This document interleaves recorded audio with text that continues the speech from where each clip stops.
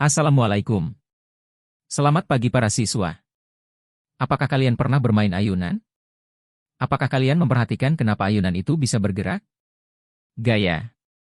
Gaya adalah sebuah tarikan atau dorongan pada suatu objek yang dihasilkan dari interaksi objek tersebut dengan objek lain. Lalu apa saja sifat-sifat gaya beserta contohnya yang bisa kita pelajari? 1. Gaya dapat mengubah bentuk benda. Contoh termudah yang dapat kita temukan di sekitar kita mengenai sifat gaya yang satu ini adalah melihat pengrajin tanah liat yang sedang membuat sesuatu darinya. Dari sana kita lihat bahwa dengan penekanan atau dorongan pada tanah liat itu secara langsung dapat merubah bentuk dari benda yang sedang dipegangnya, yaitu tanah liat. 2. Gaya dapat mengubah arah benda. Pernahkah kalian melihat pertandingan sepak bola atau pernah memainkannya? Ketika seseorang menendang bola ke arah kiper, dengan tujuan mengecoh kiper ia menendang ke suatu arah yang telah ditentukannya. Ketika bola itu tertangkap, kiper pun dapat mengubah kembali arah bola yang sebelumnya diterima.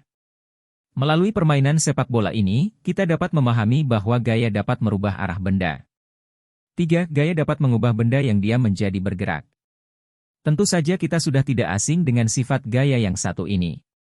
Misalnya saja ketika kita ingin memindahkan suatu benda yang diam. Meski awalnya diam, ia dapat bergerak dengan cara kita menarik atau mendorongnya.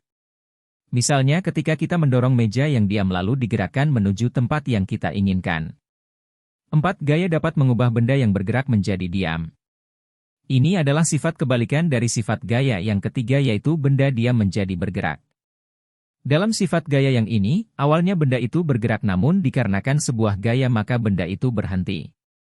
Dalam hal ini, kita bisa melihat bagaimana sebuah sepeda yang melaju kemudian terhenti sesaat setelah pengendaranya menarik tuas remnya. 5. Dan yang terakhir adalah gaya dapat mengubah kecepatan gerak benda.